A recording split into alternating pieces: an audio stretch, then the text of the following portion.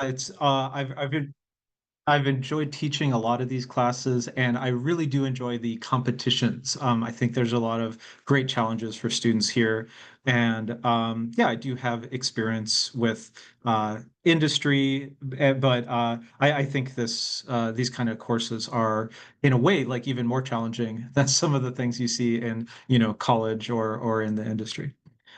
So we're going to cover a lot of different things about the AIO. Hopefully, we'll answer all the questions you might have and give a really complete overview. Um, if you've taken maybe previous seminars where you've learned about other competitions, you might notice that they're very similar, and we'll talk a little bit about those similarities. But yeah, we'll try to clarify everything, especially everything that's specific for the AIO, the Australian Informatics Olympiad. By the way, that word informatics is kind of a synonym for computer science. I'm sure you could sort of get really specific about what the difference in terminology is, but it is used kind of synonymously in a lot of these. So yeah.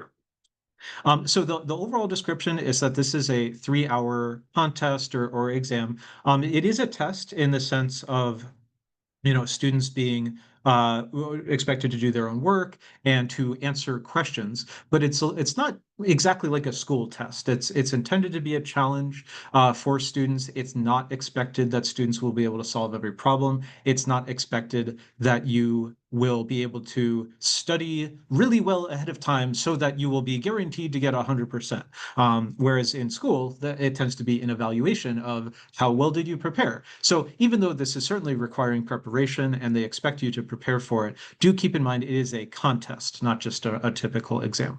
It definitely does require some programming experience, although if you look at some of the easier problems, you'll realize the rules of programming are often enough. You don't need to have like made a whole website of your own or done a particular one of our KTBYTE projects. That's not the kind of work that this is. So really just knowing the mechanics of a programming language is certainly enough to get started here. We do recommend for this kind of contest, and again, there's several others very similar to it, that students are at about our core 5 level. If someone is very enthusiastic and feeling confident about things and wants to check out these kind of contests at core 4 level or above, it could work, but it's definitely going to feel even more challenging than it already is. Obviously, the earlier you start with it. But yeah, we have had students start at a younger age or start out a little bit earlier. And it tends to work out well if you have the understanding that you're probably not going to be at the top of the rankings or get a top score right away, but that you'll improve over time. And it is good to get kind of early exposure to something and then be able to work on it in the long term. It is an Australian competition, and the Australian Math Trust organizes several different math and computer science competitions every year. And it is done through their website. Luckily, they have a reasonably good website. It's interesting rating different ones of them out of the 4 different nations that we encourage our students to compete in. Their training website, I think, is really great. I think sometimes the competition website is a little bit annoying to deal with, and it's like I wish they would just use their training website for this one, but it's a good site. I would encourage everybody who's interested, all the students who are interested, to check it out and do some practice problems there. It is not a team competition. I guess just to compare that idea to some of the other competitions for a second, ACSL, there's a concept of a team with your school, even though during the school year, you're doing individual work on it. With the ACSL is the American Computer Science League. It's a little bit of a different format than the others. So it's kind of got this weird idea of sort of there's a team, but you're still doing individual work. The Canadian version of the AIO, the CCC, is one where you have to register with your school, but then you're still doing individual work. And then the AIO is very similar to that, where in order to actually take the competition, you do have to register with us, but it doesn't mean you're on a school team or anything like that. It's just we can administer the contest to you that way. So do keep in mind it's individual work, can't work with a partner or anything like that. It does use the typical languages you see in these kind of competitions. You may know that at KTBYTE, we tend to use Java for most of our core classes. In North America, especially, it is a very widely used language at the high school level. There are several different exams, including the advanced placement exam, that are using Java. With that said, C++ is a great one to know as well. And then Python is another popular learning language. It's also used in AI a lot, so it's sort of a well-known language for that reason as well. It does have some technical drawbacks that I would lead me to recommend anyone working with competitions to try to focus on C++ and Java. But if you're just getting started, you may not be too worried about some of the really high-end sort of scoring issues and efficiency issues. And Python would be fine to get started until you get more comfortable with C++ or Java. Yeah, we definitely recommend Java for everyone, but it's nice that there's this flexibility for what you're using. Um, so just the basic logistics here. It is 3 hours long. It'll be done from 7 to 10 p.m. I know getting a little bit late, but we want to allow our West Coast students in the United States to participate as well. I think there will be an alternate date, possibly for Asia time students to do this as well. But we may not have pinned that down, and I'm not 100% sure about that. So we'll focus on this one. Now, AIO does require some form of supervision. So we ask students to use our online virtual machine system to do the competition. This is a system where you're basically using a computer, but it's one that's a virtual computer. It's not your own computer. It's one you're connecting to our web servers so that we can kind of monitor how students are approaching the work. And yeah, it is later in August. So I already mentioned a little bit about, who should do this. I definitely think pretty much any of these competitions other than the United States competition are fine ones to get started with. So if you're just kind of curious about it and you've taken 5A or above and you're not really sure about it, just check it out. It's a pretty small registration fee, and it gives you a little bit of experience. There's no pressure to immediately get a great score or anything like that, as long as you understand that, yeah, these are intended to be challenging, and you're going to take time to improve on this, and it's a great place to get started. Certainly, students who are really interested in these kind of competitions could even do it at Core 4A level. And then, yeah, technically there are two divisions here, intermediate and senior division. So if you are at that age in high school, probably if you're doing this and you're in 11th or 12th grade, you're probably already been doing some computer science work for a while and are sort of especially interested in that. So basically, this doesn't change which problems you get during the competition, but it does sort of rank you a little differently in terms of getting certificates for doing well, depending which grade range you're in. Now, of course, that does mean if you're in, let's say, 7th grade, you could be starting to do the AIO, and unfortunately, or maybe fortunately, you'd be compared against 10th grade students because they're not really expecting many middle school students to be doing this competition. And again, that's fine. There's no real pressure to get a particular objective. And hey, if you're starting on this in 7th grade, even if you don't do well, ranked against all the 10th graders, by the time you're in 10th grade, you'll probably be doing amazing and be at the top of the sheets there. So definitely encourage anyone to participate as soon as they feel ready and if they're interested. Um, there are certificates that I've been mentioning a little bit. I want to dispel a little confusion with the AIO. They give bronze, silver, and gold certificates for doing well in the competition. And again, sort of the score you need to do that depends on which division and grade level you're in.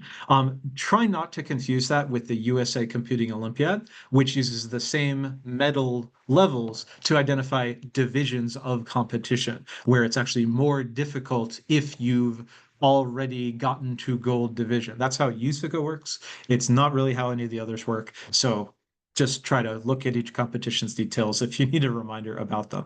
And luckily, AIO is fairly simple to think about in terms of like what you're doing.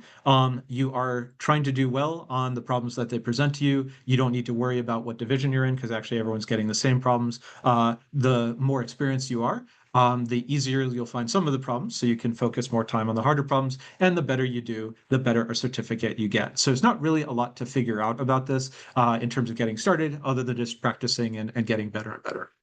Um, Yeah, we obviously want to recognize when people are doing well. I think, yeah, we definitely see in our classes when a student is maybe a little bit more experienced or more interested in putting more time into a topic than their classmates. Sometimes they feel a little bit like they're getting ahead of them, and that the projects aren't as challenging for them. So that's where these competitions come in. Is anyone who's looking for a challenge will probably find it here in computer science.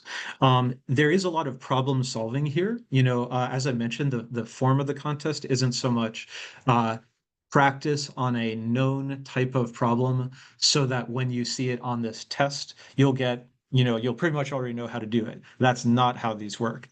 You are going to see a problem that's at least a little different from any problem you've seen before, even if you've done a lot of practice. And you're going to have to think about different aspects of it to solve these problems. So I always tell people, I think this kind of problem solving where it's you don't know what the problem is ahead of time and you just have to think it through and consider different possibilities and figure it out. This is a lot like regular real life problem solving that you have to do in life and in a career. So even if you don't plan on doing computer science as a career or anything like that, it's still really good at challenging you to do those problem solving skills. I really recommend it. And it's also kind of fun for that reason. It is related to these other competitions. It says here this is great practice for USICO and other high-level competitions, and I would agree with that. USICO is a little bit harder to get started on, and just to be clear, that's the USA Computing Olympiad, the US equivalent to this competition.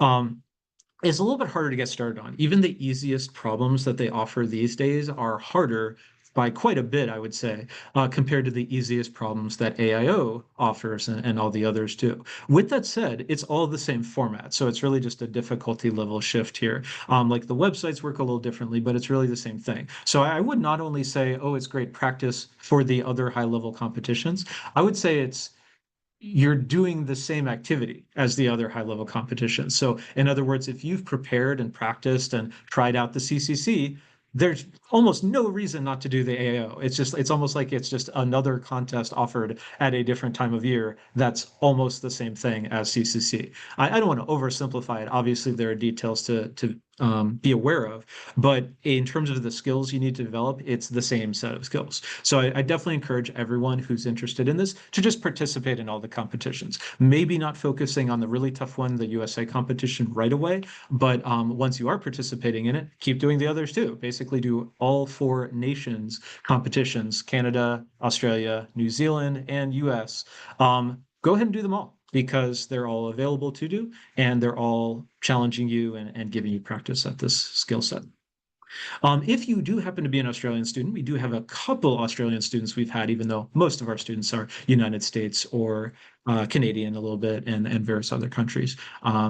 If you do happen to be in Australia, yeah, you can be invited to do other competitions. There is like a higher level competition than the AIO, but as far as I understand it, it is like invitational only to Australian students. Yeah, but there's still a good range of difficulty even within the AIO itself. So just to compare these two, and obviously, yeah, focusing on USICO, which we have our highest amount of class content on the USICO. And again, these skills are transferable. So even though we focus a lot on USICO, these same skills will help you with doing higher AIO problems and the others as well. They are a little bit different. The Australian competition, obviously hosted by Australia, but you can still take it through our school because we've registered to be able to do that. It is a 3-hour competition, which is actually a little bit shorter than USICO. I actually want to correct this. I think this was a little bit of a typo. I should have caught it beforehand, to be honest, but it says 3 to 4 algorithmic problems. That is actually the way USICO does each contest. AIO will be 5 to 6 problems. I think these days it's 6, although it's been 5 in the past. So the spread of problems is a little different. Now, that's a little surprising because it's actually a shorter contest in its duration. The reason for that is the earlier problems in the AIO are a lot easier. So you can probably, if you're very experienced, if you've been doing these kind of competitions for like 3 years, let's say, you can probably maybe solve the first 3 or 4 AIO problems in an hour or an hour and a half maybe, and have still another hour and a half to be trying to solve the toughest problems that they're offering. So that's kind of the way it goes there. With USICO, it tends to be 3 to 4 problems that are all the same difficulty level approximately based on that division system I mentioned. And that means that it's a lot tougher even to get one problem done. It might take like over an hour. So a little bit of a different management of time here, and that's why it's actually a little bit shorter. They don't have as many problems at a difficulty level, at any given difficulty level. One thing that means is it is a little bit awkward where if you're sort of at a certain skill level where there's a certain challenge level of problem that you're most ready for, there's probably going to be about one or two AIO problems that are in that zone, and then the others will either be too hard or too easy. I say too easy, like you should still do them and practice your speed on doing easier problems so that you can make the most of your time. But yeah, it won't be as much of a challenge. Whereas USICO is more designed, whatever skill level you're at, you're going to have 3 challenging problems at that level. So that's a little bit different in how they present it, even though the overall kind of skills are similar. Um, USICO, it says awards here, but again, try to keep in mind that with USICO, it's more about divisions of competition. Everyone starts in bronze division, and then if you do well, which will probably take a while, like maybe even a year of trying to do well on bronze level contests. If you do well, you can be promoted to silver, and after that, it's permanent. So it's not really that you're getting a silver award. You can certainly think of it as a reward for doing well to get to a new division, but you would never get silver again after that because you're already in silver division.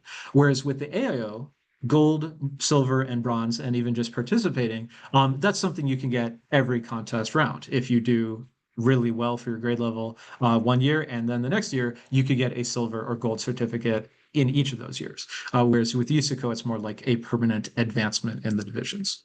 That can be a little confusing. I hope I haven't made it too confusing by just talking about a lot of different possibilities there. Please let me know in our Q&A if you want to go over that any further. USICO is a little bit more challenging to get started on, so we recommend students maybe start to think about that after Core 5B level. Whereas if you're in the Core 5 level at all, you could probably get started with the AIO and other competitions like the CCC and the New Zealand competition. So we did participate in the AO last year. I almost feel like we had done it 2 years in a row, but I'm having trouble remembering. Maybe it was just last year. But yeah, I thought it was a nice turnout. We had 36 participants. We had several students getting the gold and silver certificates. I think every time we offer a new competition for the first time, or maybe even just the fact there are 4 different ones of these, I think there's often a lot of confusion about when it's going to be, what's the differences in format, how do we train effectively, these sorts of things. I hope you do keep in mind that once you start training for one of these, you're going to be more prepared for all the others as well. So you don't necessarily need to worry about completely different preparation for everyone. But if it's the first time you've done the AIO, even if you've done the other ones once, you should definitely be looking carefully at the details you see and consider signing up for our support class just to make sure that you're registered correctly and all these other things that we need to do to be prepared. So yeah, we're always looking for ways to help people with that. We try to send out newsletter announcements with details you need to know and offer these support. It's not really a class; it's more of a support program where we can keep in touch with you about making sure you're registered and give help sessions to make sure you have all the info you need. And yeah, please let us know if you can think of any other way we can help support you about being able to do these competitions and be prepared for them.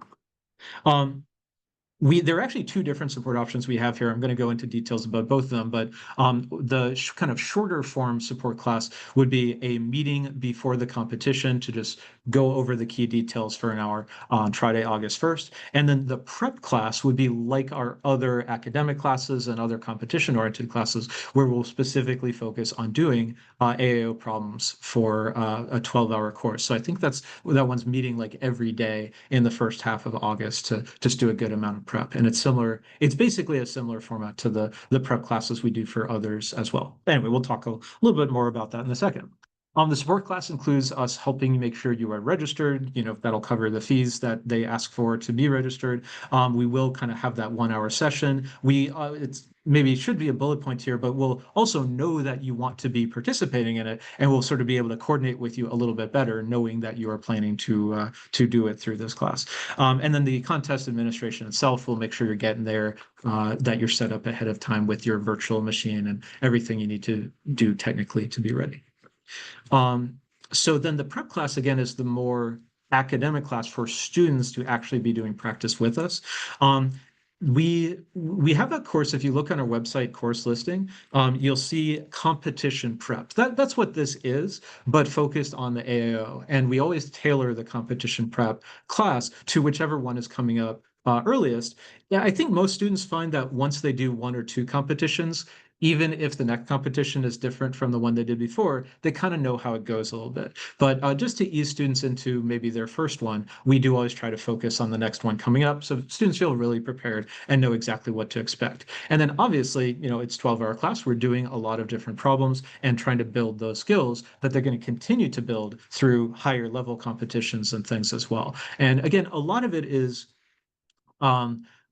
understanding the idea of a process of solving problems, of looking at a problem, thinking about it, breaking down key points of it, making an outline of your plan, brainstorming different possibilities of what you might do to solve it. So it's kind of a general skill set, but it is one where we'll constantly be applying it to these kinds of problems and hopefully getting better and better with it. It definitely does depend on a good understanding of the Java language. Those of you who have taken our Core 5B classes and above are maybe more used to this idea that once you get past a certain point, you know the programming language pretty well. And it's more about what are you doing with it? What are the steps you're getting the computer to do? And the language is just a way of communicating with the computer to get it to do these steps that are challenging to figure out. With students who maybe haven't taken that high level class before, they may tend to think of courses as reviewing how loops work or how functions work and things like that. That is the kind of thing that we expect students to know pretty well already. Obviously, it's possible to have questions along the way or realize you've forgotten something. So, we can help remind you of that or help you learn how to review your past work to catch up on that. But yeah, just to be clear, this is not a teaching how Java works class or even a reviewing how Java works class. It's about how do we use the Java knowledge we already have to solve these kinds of problems. And I'm mentioning Java a little bit here. If you do happen to know C++, maybe you come in from a different program than KTBYTE, you could use that in this class. I'm okay to be flexible with that. Same thing with Python. But I still, again, if you only know Python, I recommend learning Java or C++. But yeah, we can be flexible with this. We're talking more about the ideas of what we're doing. And we are coding those ideas. So like we will see Java code in this class, but it's not a strict requirement that you know Java. It's more that you know a programming language and you understand the mechanics of programming in the same way that our core classes teach that about Java to our students. So the main thing is the overall technical skill level, not a specific language. Let's see. Yeah, and so I guess we kind of mentioned the 12 hours practice, but once again, we'll cover your registration fees if you take the 12-hour class. And again, you'll be automatically signed up to attend the 3-hour contest as well. By the way, you are welcome to take this class, even if for some reason you can't attend the contest. It will build good skills for the other competitions like it. Yeah, that is certainly an option, even if you're not specifically looking for the AIO or you have a schedule conflict and you won't be able to do it this year or something. It's definitely what we recommend as a starting point for anyone who's trying to get into competitions and maybe hasn't taken past Core 5B yet, but they still want to try out competitions anyway. So we have our full class schedule here. I'm not going to worry about going through it one by one, but it's basically 5 days a week. It is a Tuesday through Saturday class, so do keep that in mind. If you miss a class or you're not available on 1 or 2 Saturdays, it's probably not the end of the world. It is nice if you can attend all the class sessions, but one of the nice things about these competitions is they are different problems every time. So even if you miss one problem, it's not necessarily going to be holding you back for another one, other than a slightly lower amount of experience that you'd have. So yeah, please let us know if you're interested in this class, and feel free to sign up on our website. Also, let us know if this schedule doesn't work for you, but you're still interested in doing it, and especially if you know of one or two other students who possibly we could put together another class session if these times are not good. But hopefully this works for a number of people. And just to be clear, the says July 29th to August 27th. The August 27th is the date of the actual competition. The 12 hours of skill building is in the earlier part of August. So keep that in mind, and maybe double check specific dates if you're concerned about that. There is a coupon code that you can use right here, AIO827. That is, of course, the date of the competition. So it gives you a bit of a discount here. And yeah, here is the link. We are, I believe, going to be sending out the slides to everybody after this seminar. So you can find the link there. And the link is pretty straight. Well, okay, the link is probably not straightforward, but the point is you can find it on our website easily enough. And yeah, we'll try to help you train up to do well in all these competitions, including hopefully maybe even being able to earn a certificate after a try or two at these. Let's see. There are others that you can visit. It lists the most common others right now. We're starting to talk more about the New Zealand competition as well, in addition to the ones we've already talked about. So the New Zealand competition, just so you know, is we're actually kind of in the middle of that season right now. That's given 3 times per year. And one of them is coming up next week. Another one was earlier in the spring, and another one is in like mid-August, and it's a very similar format. So because we haven't participated in the New Zealand competition before, we don't have as much feedback about it. We're not necessarily pushing as much for everybody to try it out, but if you are like these competitions or you've been competing in them already, I definitely encourage you to check that one out as well. It's called the NZIC, New Zealand Informatics Competition, I think. Anyway, so that's another one that's during the summer. Whereas, yeah, ACSL, USICO, and CCC are, of course, North American based, and they tend to be given during the school year. ACSL and USICO both have 4 different contests per year. I will mention ACSL is a little bit of a different format than the others. It is a programming competition in part, but it also has like short answer computer science problems to do as well. And you kind of need some specific preparation for that. It's not exactly the same skill set as the others, but it's a great opportunity. And again, if you like competitions, I definitely encourage you to do it. And by the way, when I say liking competitions, sorry, this is a little bit of a sidebar, but I feel I should clarify this. I personally do not feel like very competitive, like I want to beat this other person when I do computer science. I just think of it as a challenge. So if you like puzzles, if you like challenges, if you like interesting tasks to try to do and problems to solve, this is a great kind of thing to do. Anyway, yeah, USICO, ACSL throughout the school year. ACSL, a little bit of a broader range of dates. USICO, a little more tight, December through March. CCC is also given in February, which I wish it was a different time of year than USICO to give you different options throughout the year. But yeah, it's kind of in the middle of that season as well. And then during the summer, again, we have NZIC and AIO. So yeah, here is roughly some ways to think about the oh, sorry, this is the schedule. I was thinking of yeah, schedule combined with grade level and class level, I guess. So NZIC, you can see in terms of difficulty level, is roughly similar to CCC. We try to estimate these. I think it is true that the easiest NZIC problems are maybe a little easier than AIO. To be honest, I maybe would say CCC, NZIC, and AIO, they're even a little bit hard to compare to each other. They could all be similar depending on which years you look at. USICO, on the other hand, is distinctly more difficult these days. If you look at some of the older problems we use as more introductory problems, they maybe would have been more manageable for someone just getting started in Core 5 level. But these days, it really is the challenge level equivalent to Core 6. And, we basically would say that a lot of students who aren't taking extracurricular computer science classes might only be feeling ready for this after taking AP Computer Science grade 11 or 12. Now, of course, our mission is to give students access and build these skills well before that, get people started with USICO in 9th grade or even earlier. So we're not saying you have to be in 11th grade to take it, but it's kind of at that challenge level. It is very difficult. So let's see. Yeah, here's another kind of comparison. Again, I'm not going to try to go through the whole chart. I do like that this chart reminds you that there are some competitions designed for younger students. The Beaver Computing Challenge has sort of visual and puzzle-based challenges. Similar thing with the computing and algorithmic thinking competitions. ACSL is nice because even though it does have higher level divisions, it also has lower level ones that are suitable for elementary age students or middle school students. So nice wide range of possibilities there. And then, yeah, this is where you kind of get into the zone where NZIC, CCC, and AIO are all kind of similar, I would say. AIO might be the most difficult of them, but it kind of varies even there. And then USICO probably at the top of that list in terms of difficulty. Um, I might go back to this chart while we do the Q&A in case anyone wants to take a longer look.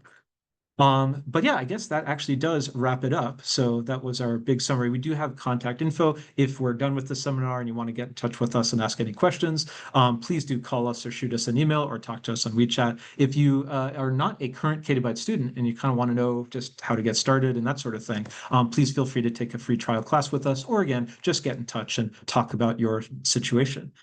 We definitely hope to see you later in our other seminar classes and also in the AIO itself.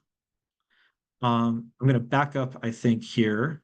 Oh, yeah. And then also, if you do want to maybe not even do a free trial session and just like talk in general, or if you're already a KTBYTE student, just want to have a conversation with us, feel free to sign up for our Talk to Us option. We're happy to set those meetings and have a chat with you. But yeah, let me back up to the big chart here because I'm guessing that might be the thing people might want more time to look at. And yeah, Chandra, thanks for putting up our exit poll. I hope that this was useful. Please let us know if it was, or if there's anything else you're looking for, and also maybe what are your plans with the AIO. And at this point, we can open up to questions as well. I believe Yes. you can put questions in the chat, or also there's a Q&A option within Zoom, if I recall.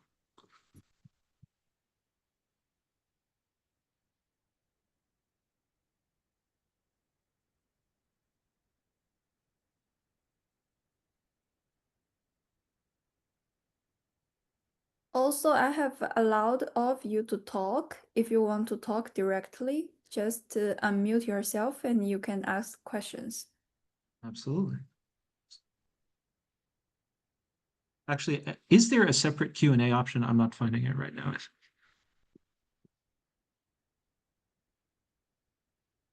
Yeah. It Hello? has. Oh, there Hello. it is. Yeah, hi. So actually my son joined this file A, file B, like finish that. And do you think join this computer need Java? Like very good Java learning, or does if he finished? If he's already done 5A and 5B, he should be at a level of Java where he'd be totally fine with the Java knowledge to be able to do these competitions and the USICO. The challenge, if he hasn't done competitions before, would be how are we using the Java? But yeah, the Java itself would be perfectly fine if he's been doing well. Obviously, anyone who maybe hasn't been doing that well or hasn't been practicing their Java might need to do more review or look back at Yeah, earlier material. I really think we need a review with you. Yeah, we can definitely schedule that. And Yeah, one thing, because I think William forget almost of them. yeah, one thing I was just dealing with a slightly lower level class earlier today, a Core 4B class, and a lot of students were working on their final projects. And some students felt pretty comfortable with the Java doing that. Other students had forgotten things from really just a month or two ago. And I think depending on the age and maturity of the students, it's pretty easy to underestimate the importance of actually reviewing and thinking about the work you're doing rather than sort of get a problem done and then move on and kind of forget about it. So I think there's a lot of different points where different students sort of realize that they need to be putting in a little bit more mental effort to actually remember what they've learned. And sometimes that's a project, sometimes that's competitions. So I would say if you feel a little uncertain about that, you could do the competition prep. I would say if you're an older student, you could, and you've already done Core 5B That class. yeah, we repeat that for several Mhm, times. So mhm. I'm wonder now, like, I think I also consulted with you last year, so I'm not sure this year we will continue or not because I would wonder. Yeah. Yeah, So that's if you can review with someone can review with William, like make sure he can everything can be do it. That will be help. Maybe we will join the summer. If without that, Mhm. I would think. Be Yeah, honestly, I'm and, not sure. I would definitely recommend if you've been struggling with the Core 5B level, the competition prep class or the AIO prep class is actually a great opportunity to do review and do that practice and reinforcement of the Java as well. Because it gives a different way to apply the skills that isn't just doing more homework problems. And yeah, some students aren't finding that doing the homework is that effective for like reinforcing their understanding. Sometimes applying that in a different way can be can be very helpful. So if we did say have a session with William or anything, we could even take a look at those problems together and sort of show how that process works. And maybe that can be encouraging as a way to actually use the skills so that maybe there'd be more encouragement to try to be remembering them a little bit more and reviewing more.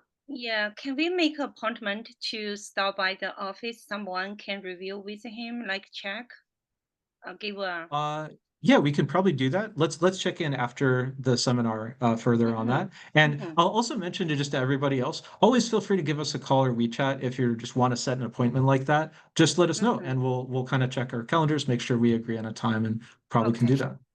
Yeah, Yeah. Thank you. you're welcome. Yeah, definitely encourage everyone who sort of wants maybe a change of pace or is struggling to kind of go straight up the core curriculum. The competition prep class is actually one of the earliest opportunities to do something a little different and maybe change gears a little bit, maybe provide some extra motivation for students who are sort of getting a little tired of the core curriculum style of class.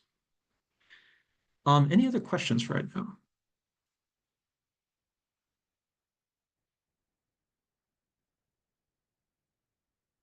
Okay. Um, I see a few people have filled out our exit poll. If anyone did have any other feedback or wanted to take a look at that poll, we do appreciate that. I think we can wrap up in another minute or two, I guess, if there's no other feedback for now or questions for now. Yeah. Thanks for coming to the seminar. Yeah. So thank you. Thank you, everyone. Thanks, everyone. I'll stick around another minute in case anyone wants to check in, but thanks.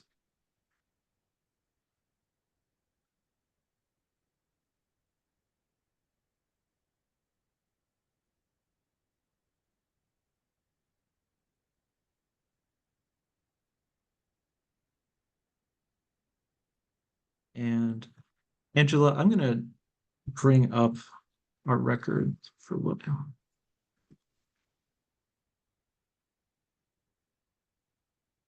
Oh, and I guess I'll stop sharing my screen.